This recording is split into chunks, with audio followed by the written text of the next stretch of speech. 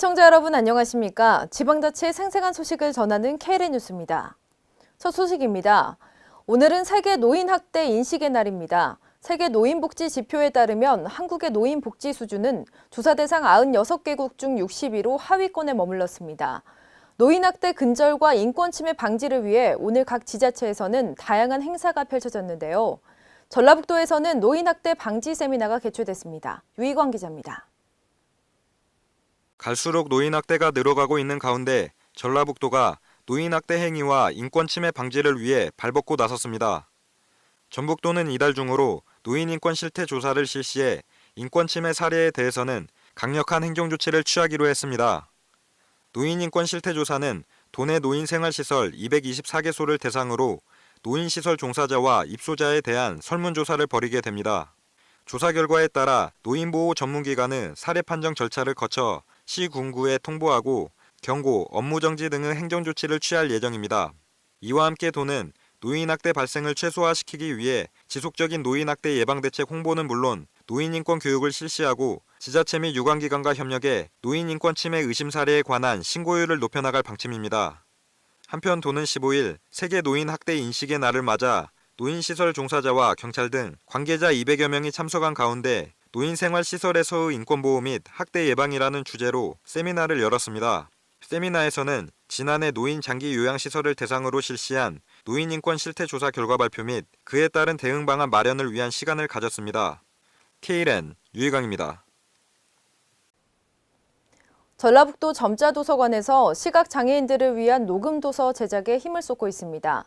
하지만 녹음 봉사자 수가 적고 예산이 턱없이 부족한 실정입니다. 김순균 기자의 보도입니다. 전라북도 점자도서관에서 시각장애인의 문화적 삶과 정보격차 해소를 위해 시각장애인용 녹음도서 제작에 힘을 쏟고 있습니다.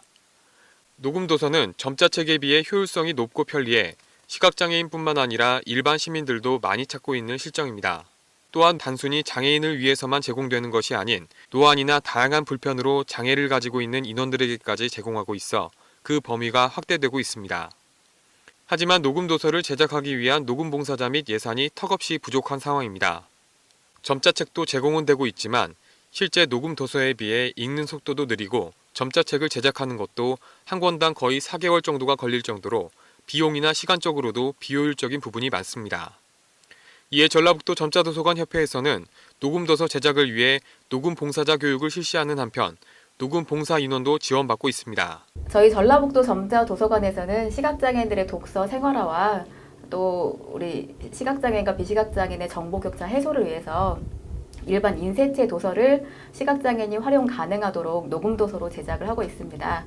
아직 많은 분들께서 녹음봉사 활동에 대해서 모르시는 분들이 많이 계시는데 우리 시각장애인들을 위한 도서 제작에 많이 관심 가져주시고 참여를 해주셨으면 좋겠습니다. 한편 전북 점자도서관에서 봉사하는 봉사자 인원은 20명 정도로 원활한 작업을 위해선 더 많은 인원이 필요한 상황입니다. KLN 김승균입니다. 제9회 호남권 정책협의회가 전라북도 전주에서 열렸습니다. 광주광역시, 전라북도, 전라남도 3개 시도의 단체장과 실무진들이 호남권 협력과제 추진 상황을 점검하고 발전 방안을 논의하기 위해 한자리에 모였습니다. 유희광 기자의 보도입니다. 호남권 협력과제 추진 상황을 점검하고 발전 방안을 논의하기 위한 제9회 호남권 정책협의회가 14일 전라북도 전주 동원에서 열렸습니다. 호남권 정책협의회에서는 송하진 전북도지사를 비롯한 이낙연 전남도지사, 윤장현 광주시장 등 3개 단체장과 실무진들이 참여해 호남권의 발전 방향과 신규로 선정된 협력과제에 대한 회의가 진행됐습니다. 군산에서 목포까지 이어지는 철도건설 공동대응 및 수서발 고속철도 개통 시 호남, 전라선 증편 공동대응 등 기존 10가지 협력과제 가운데 광주 영어방송 자료 제공 확대권과 호남권 한국연구기관 설립권을 제외하고는 지속 추진하기로 결정했습니다. 또 신규 협력과제로 탄소섬유 CNG 용기 시내버스 보급 협력과 광주 한빛 원전에서 발생할 수 있는 방사능 누출 사고에 대비하고 시 도민들의 안정성을 확보하기 위해 원전 안전 정보 공유와 공동 대응 등을 신규 협력과제로 선정했습니다. 이와 함께 서울 제주 간 고속철도 건설 추진 협력권에 대해서는 호남 고속철도가 무안공항을 경유해 제주까지 연결되도록 공동의 노력을 기울이기로 했습니다. 한편 호남권 정책협의회에 앞서 송하진 전북지사를 비롯한 3명의 단체장들은 그동안의 다른 지역의 발전 성과 등을 화제에 올려 호남권 발전을 위한 협력을 강화해 나갈 것을 다짐했습니다. KLN 유희광입니다. 전북 지역 복분자 판로에 숨통이 트일 전망입니다. 주류 전문 기업인 보혜양조에서 전북 도내에 남아도는 복분자 일부를 수매하기로 결정했는데요.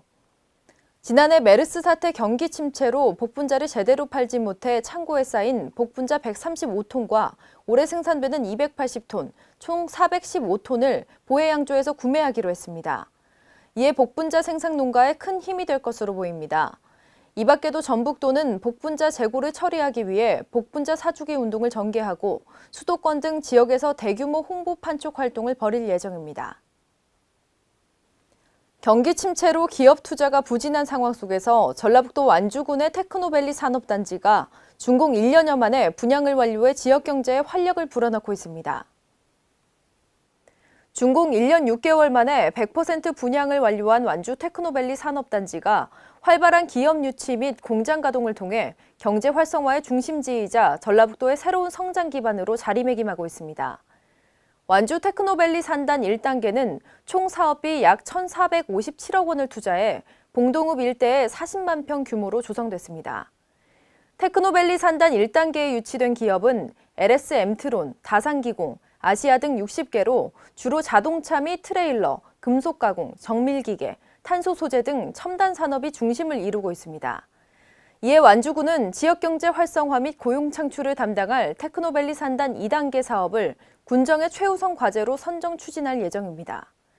완주군 관계자는 산단 2단계 사업도 조속히 착공해 완주 테크노밸리 산단이 전북 제1의 첨단 산업 전진기지로 발전할 수 있도록 최선을 다하겠다고 전했습니다.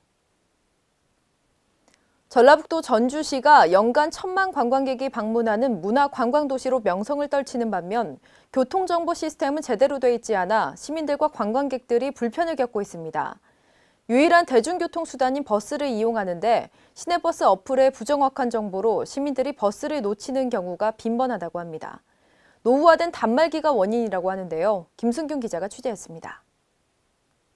전라북도 전주시에서 시민들의 편의를 돕기 위해 만들어진 전주버스 어플에 대한 불만이 속출하고 있습니다.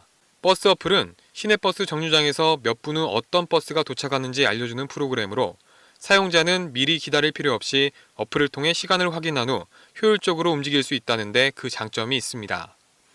하지만 다른 지역버스 어플과는 다르게 전주버스 어플은 버스 위치가 안 뜰 때가 많고 버스 도착 정보가 안 나오는 경우가 많아 시민들이 불만을 나타내고 있습니다. 버스 어플에 뜨지도 않았던 버스들이 갑자기 와서 놓치는 경우도 있었고, 그리고 배차 시간이랑 좀 맞지 않아서 그 시간을 잘 맞추지 못해서 버스를 놓치는 경우도 많았습니다. 실제 타 지역 버스 안내 어플에는 시민이 원하는 노선의 버스 위치에 대한 실시간 검색이 원활하지만 전주 버스 어플에는 안 나타날 때가 많아 버스를 놓치는 경우가 다반사입니다. 이에 전주 버스 어플 관계자는 버스 통신 단말기의 노후화 때문에 데이터 전송상의 오류가 많았던 것 같다며 신속히 개선할 수 있도록 노력하겠다라고 말했습니다. KLN 김승균입니다. 여름철 저기압의 영향으로 많은 국지성 호우가 예상됨에 따라 인명과 재산 피해를 사전 예방하기 위해 각 지자체에서는 안전점검을 벌이고 있습니다. 전라북도 정읍시는 이를 위해 지난 4월부터 관내 자연재해 위험 개선지구에 정비를 하고 있으며 또한 집중호우 시 상습적인 침수가 발생하는 지역에 대해 재해 예방 사업을 지속적으로 추진할 방침입니다. 또한 대전광역시는 하천 범람의 위험 요소가 될 수 있는 지작물을 제거하는 작업을 추진하고 있으며 충북 옥천군은 풍수해에 대비해 충북 도지정 문화재 및 주변 시설에 대한 안전 점검을 실시합니다. 한편 경상북도 울진군은 최근 불어닥친 강풍으로 농가 피해가 늘어나자 각종 자연재해 발생에 대비할 수 있도록 풍수해보험 가입을 적극 권하고 나섰습니다. 이상으로 KLN 뉴스를 마칩니다. 시청해주신 여러분 고맙습니다.